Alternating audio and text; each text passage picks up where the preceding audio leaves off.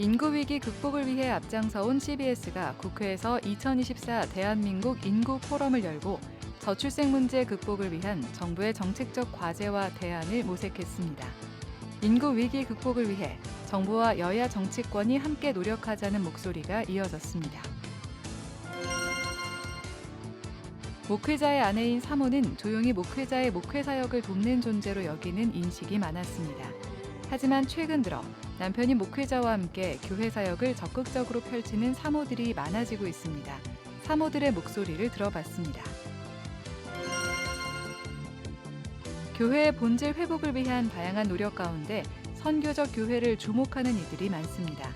목회 데이터 연구소가 목회자들을 대상으로 설문조사한 결과 선교적 교회를 지향하는 교회들이 그렇지 않은 교회들보다 교인 증가세를 보인 것으로 조사됐습니다.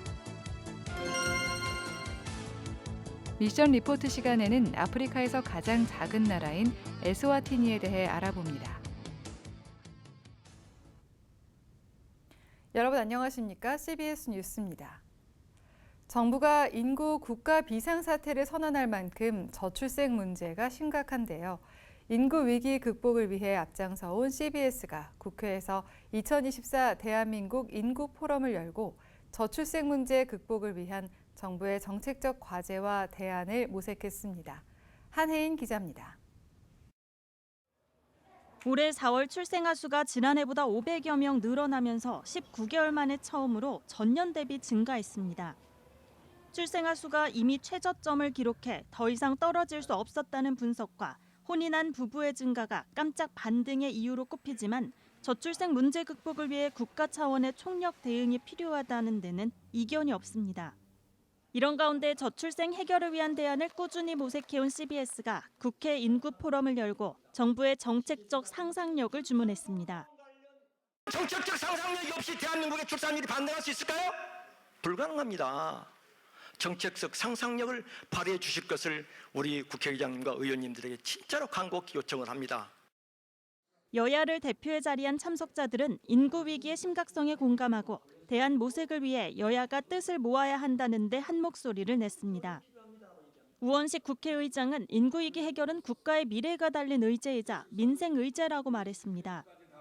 이어 지난 총선에서 여야 정당 모두 저출생 극복을 핵심 공약으로 내놓았다며 인구 위기 앞에서 여야가 따로 있을 수는 없다고 강조했습니다.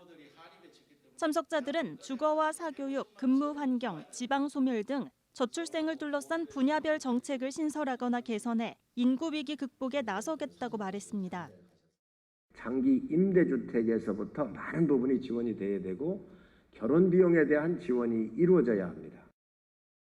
주 4.5일제라도 해서 우리 부모들이 아이들과 함께 할 수 있는 시간들 하게 해줘야 되고 저녁이 있는 삶 보장해줘야 될 때가 왔다. 양육 부담을 덜어주기 위해 여야가 머리를 맞대자는 의견도 이어졌습니다. 국공립 보육 교육시설 확충과 높은 수준의 서비스 제공을 위한 투자를 확대해서 가계부담을 덜어내겠습니다. 출산 지원을 받는 데 있어서는 소득 제한 없이 모든 아이를 낳는 가정이 충분한 지원을 받는 것이 필요하다라고 생각하고요. 발제를 맡은 서울대학교 인구정책연구센터 이상림 책임연구원은 인구 위기는 인구 문제만으로 드러나지 않고 진보와 보수를 넘어서는 새로운 갈등을 양산할 것이라며 위기 극복을 위해서는 각계의 사회적 합의가 필요하다고 강조했습니다. 과도한 경쟁 속에서 성장한 오늘의 청년 세대가 가족을 꾸리는 것을 주저하는 이유에 대해 먼저 고민해야 한다는 지적도 이어졌습니다. 청년들에게 더 많은 기회를 주고 다음 세대에게 더 기회를 주는 세상, 그리고 우리 가족이 왜 행복하지 않은가에 대해서 시민사회가 각성을 하고 서로 간의 양보를 합의하는 것이 본질적인 문제입니다. 한편 CBS는 저출생 극복을 위한 각계의 노력을 촉구하며 꾸준히 인구 포럼을 진행해오고 있습니다. CBS 뉴스 한혜인입니다. 목회자의 아내인 사모는 전통적으로 교회 안에서 조용히 목회자의 사역을 돕는 존재로 인식돼 왔습니다. 그런데 최근에는 남편인 목회자와 함께 교회 사역을 적극적으로 펼치는 사모들이 늘고 있습니다. 이승규 기자가 사모들의 이야기를 들어봤습니다. 목회자의 아내를 우리는 흔히 사모라고 부릅니다. 사모는 직분이 아니지만 목회자의 아내라는 점에서 매우 중요한 역할을 담당하고 있습니다. 한국 교회에서 전통적인 사모의 역할은 뒤에서 조용히 남편을 내조하는 모습이었습니다. 작은 교회의 경우 주일 예배가 끝나고 먹는 식사 준비 역시 사모가 해야 할 일입니다. 하지만 최근 들어 전통적인 사모상의 변화의 조짐이 보이고 있습니다. 여전히 뒤에서 내조하는 사모도 많지만 남편인 목회자와 함께 적극적으로 목회에 참여하는 경우도 많아진 겁니다. 목사님하고 저하고 부딪히지 않도록 영역을 약간 구분해서 사역을 하다 보니까 목사님 이제 주로 기도, 설교 뭐 이렇게 예배 위주로 하시고 권사님들도 그렇고 집사님들도 그렇고 이제 목사님한테 바로 이제 말씀드리기 힘든 부분들도 있고. 교회에서 사모의 역할은 매우 중요합니다. 여성 교인의 경우 남성 목회자에게 말할 수 없는 고민들을 여성인 사모에게 할 수도 있습니다. 또 신학 교육을 받은 사모라면 목회자가 자리를 비웠을 때 그 자리를 대신할 수도 있습니다. 이런 이유로 최근에는 신학을 공부하는 사모도 점차 증가하는 추세입니다. 기성세대도 사모의 역할이 점점 변화하는 것에 긍정적인 반응을 보이고 있습니다. 사회 변화에 따라 사모의 역할도 변해야 한다는 겁니다. 내가 적극적으로 나서서 사회생활 하면서 또 그분들하고 또 융합을 해가면서 이렇게 목회의 방향을 또 더 많이 깨닫고 알게 되고, 이제 우리 시대에는 그저 하나님 앞에 무릎 꿇으면 된다. 대한예수교장로회 백석총회가 개최한 사모 세미나에서 설교자로 나선 예장 백석총회 김진범 총회장은 사모는 목회자의 동역자라며 그 역할에 충실해달라고 당부했습니다. 서로 친구 삼아 도와주고 그리고 목회에 전념할 수 있도록 모든 일을 같이 협력하는, 얼마나 사모님들의 역할이 중요한지 모릅니다. 한편 예장 백석총회는 교단 소속 사모들을 초청해 안식의 시간을 제공했습니다. 예장 백석총회는 세미나 위주에서 벗어나 레크리에이션과 자유시간 등을 통해 사모들이 진정한 쉼을 누릴 수 있도록 배려했습니다. 여성의 사회적 지위가 높아지고 있는 이때 전통적인 사모상에도 변화가 생겨야 한다는 목소리가 높아지고 있습니다. CBS 뉴스 이승규입니다. 교회 성장이 침체하면서 수년 전부터 선교적 교회가 새로운 교회 운동으로 주목받아 왔는데요. 선교적 교회를 지향하는 교회들이 그렇지 않은 교회들보다 교인 증가세를 나타내는 것으로 조사됐습니다. 송주열 기자입니다. 목회 데이터 연구소가 전국의 담임 목사 500명을 대상으로 선교적 교회에 대한 설문조사를 실시했습니다. 심호하고 있는 교회가 선교적 교회라고 답한 응답자는 52%. 이 응답을 바탕으로 선교적 교회와 그렇지 않은 교회의 예배 참석자 수의 변화를 비교해봤습니다. 코로나19가 발생하기 전인 5년 전과 비교해 선교적 교회들의 경우 예배 참석자가 늘었다는 응답은 29%, 감소했다는 응답은 41%였습니다. 반면 선교적 교회가 아닌 교회의 경우 교인이 증가한 교회는 12%, 감소한 교회는 56%로 나타났습니다. 목회자들은 선교적 교회를 통해 성도들의 자발적 선교 사역 참여, 지역사회에서의 좋은 평판을 가장 큰 결실로 여겼습니다. 선교적 교회는 교인 개개인이 일상에서 선교적 삶을 사는 것을 지향하며 교회 공동체가 이를 돕고 지지하는 역할을 수행하는 교회를 말합니다. 개념은 서구교회에서 만들어졌지만 국내에서도 교회 성장이 침체하면서 수년 전부터 새로운 교회 운동으로 주목받아 왔습니다. 이번 조사에 따르면 담임 목회자들 가운데 선교적 교회의 개념이나 내용을 알고 있는 응답자는 83%에 달했습니다. 그러나 선교적 교회를 지향하는 목회자는 앞서 말한 대로 절반 수준에 그쳤고, 더욱이 실질적으로 선교적 교회의 핵심인 평신도가 중심이 되는 선교 공동체가 있는 교회는 20%에 불과했습니다. 목회자들은 선교적 교회가 더 많아지기 위해서는 구체적인 사역 모델이나 방법을 제시하고 선교적 교회를 위한 훈련과 교육을 할 필요가 있다고 밝혔습니다. CBS 뉴스 송주열입니다. 한국교회 총연합이 국가의 안위와 국민의 생명과 안전을 위해 한국교회에 기도를 요청했습니다.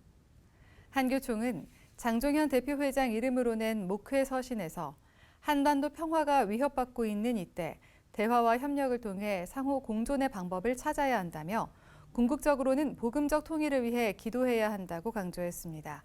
의료계의 집단 휴진과 관련해서는 생존의 위기 앞에 한숨 짓는 환자 곁으로 돌아가 달라며 정부와 대화하면서 적정선을 찾아달라고 당부했습니다. 한 교총은 또 급격한 인구 감소와 기후위기로 국가의 존망을 걱정해야 하는 상황이라며 이 난국을 극복하기 위해 간절히 기도하며 정부와 지자체에 적극 협력하자고 말했습니다. 한국기독교공공정책협의회가 우리나라 저출생 극복을 위해 출생과 돌봄, 교육에 대한 사회적 부담을 국가가 책임지는 국가 책임제를 실시해야 한다고 강조했습니다. 기공협은 어제 성명을 발표하고 최근 윤석열 대통령의 국가 비상사태 선포와 인구전략기획부 신설 등의 대책들을 적극 환영한다며 저출생 위기 극복의 획기적인 돌파구가 마련되기를 기대한다고 밝혔습니다. 그러면서 사회 문화적 요인이 복합적으로 얽혀있는 저출생 문제는 정부 혼자만의 힘으로는 해결할 수 없다며 신설되는 인구전략기획부 등의 종교계 인사와 청년, 여성 대표를 참여시켜 각계각층의 목소리가 정책에 반영될 수 있기를 바란다고 전했습니다. 기공협은 이어 일가정 양립과 양육 문제 해결을 위한 돌봄 서비스 지원은 지역 공동체의 참여가 필수적이라며 특히 교회와 성당, 사찰 등 종교시설을 활용할 수 있도록 제도적 장치를 마련해 줄 것을 요청했습니다. 진실화해위원회가 한국전쟁 전후에 충청 지역 30개 교회에서 발생한 기독교인 희생 사건에 대해 진실규명 결정을 내렸습니다. 진실화해위원회는 한국전쟁 전후 충청 지역 교회 30곳에서 적대 세력에게 희생된 기독교인 71명에 대해 진실규명을 결정했다고 밝혔습니다. 진화위는 이어 충청 지역 기독교인 희생 사건은 공주와 금산, 논산 등 15개 지역에서 인민군 점령기인 1950년 7월부터 퇴각기인 9월에 집중됐다고 덧붙였습니다. 진화위는 앞서 지난 11일에도 충남 논산 병촌교회 기독교인 54명이 한국전쟁 당시 적대 세력에 의해 희생된 사건을 진실 규명한 바 있습니다.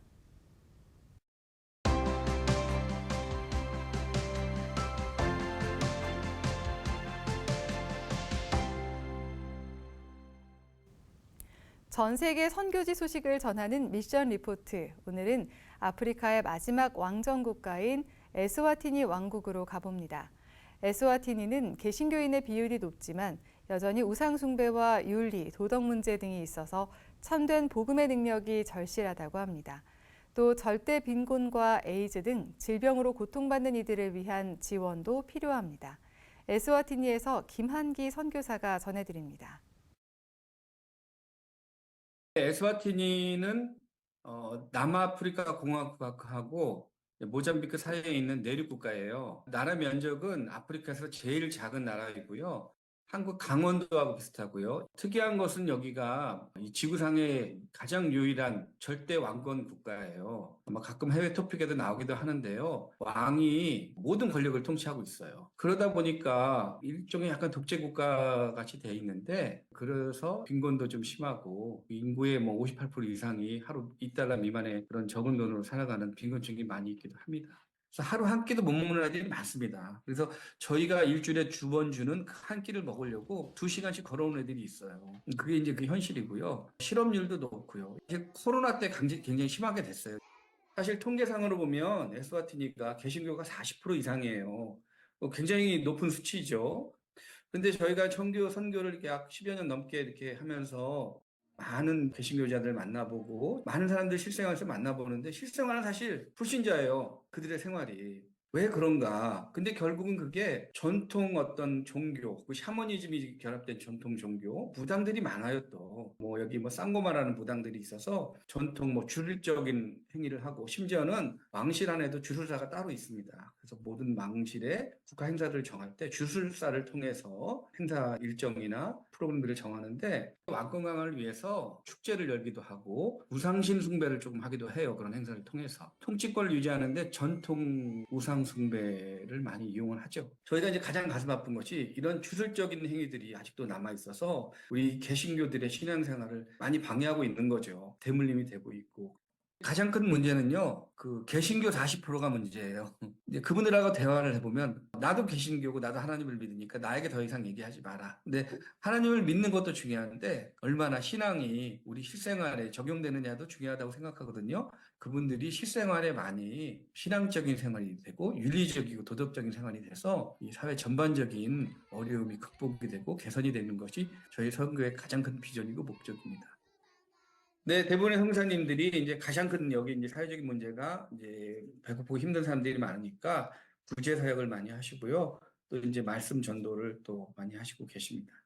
저희는 이제 주로 하는 게 급식 사역, 이 아이들 한 600여 명 정도 매주 먹이고 있고요. 이제 쌀밥하고 닭고기를 먹이고 있고, 또한 저희는 이제 금년에 이제 선교병원을 건축이 되어서 그런 에이즈 환자들을 치료하고 또 에이즈 환자를 치료하면서 기도를 많이 해주고 있어요, 환자들에게. 6년 전부터 저희가 이제 의료 사역을 했습니다. 제가 의사는 아니지만 제가 이제 코디네이팅하는 일을 했었는데 그러다 보니까 이제 느낀 게 뭐냐면 정부의 의료 시설이 너무 부족하고 약품이 부족하고 의료진이 부족하다. 그래서 저희가 기도하고 있었는데 사실은 뭐 집안에 어려운 일이 있었지만 3년 전에 저희 누님이 불의의 사고로 소천을 하셨는데 그때 이제 남겨두신 유산이 있었어요. 근데 유산을 가족들이 좋은 데 한번 써보자 해갖고 선교병원을 건축을 시작을 했고 도움의 손길이 많았습니다. 미국이나 뭐 한국에서 많이 도와주셔서 금년에 이제 개원을 하였고 저희가 이제 아픈 사람들을 치료하고 또 정부병원이 못하는 부분을 저희가 대신할 수 있는 그런 역할이 되었고요. 특별히 그 안에 이제 에이즈 센터가 있어서 에이즈로 고통받고 있는 여성들, 아이들을 저희가 중점적으로 특히 이제 에이즈 걸린 환자들이 여성 같은 경우는 자궁경부암이 있고 성병이 있어서 치료를 받지 못하고 죽어가는 분들이 많거든요. 그런 것들을 저희가 치료하고 진료하면서 또한 저희가 이제 진료하면서 제일 느낀 것은 기도예요. 환자들이 기도를 너무너무 필요해요. 약도 필요하고 수술도 필요한데 이분들이 영적으로 기도를 통해서 치료받기를 원하는 분들이 많으세요. 위로받기 원하는 분들이 많아요. 저희가 아픈 사람들을 만났을 때 기도해주면 더 마음이 더 열리고 이분들이 우리 얘기를 더 들으려고 하더라고요. 그래서 배고픈 아이들과 아픈 자들을 위해서 전도하고 도와주는 사역을 중심으로 하고 있습니다. 일단 후회되고 배고픈 아이들이 좀 영적으로 육적으로 지원을 받아서 그들이 성장되어 사회적인 지도자가 잘 될 수 있도록 해주시고요. 그다음에 저희 힘선교병원이 SOT 정부병원에서 하지 못하는 치유 사역과 이제 전도 사역을 또 할 수 있도록 전도와 축복의 통로가 될 수 있도록 또 SOT 사회 또 종교 교회 지도자들이 영적으로 또 각성하여서 그들이 윤리적으로 도덕적인 지도자가 될 수 있도록 이렇게 부탁드리고요. 또 SOT 여성과 아이들의 인권이 또 보장되었으면 좋겠습니다. 이 아이들이 평등하고 소외되지 않도록 하는 것 저희 기도 제목이고요. 정말 빈곤과 이런 우상 숭배들이 미신들이 하루빨리 타파가 되고 부흥하고 정말 배고픈 아이들이 없는 나라가 되기를 소원합니다. 지금까지 에스와티니 김한기 선교사였습니다. 감사합니다.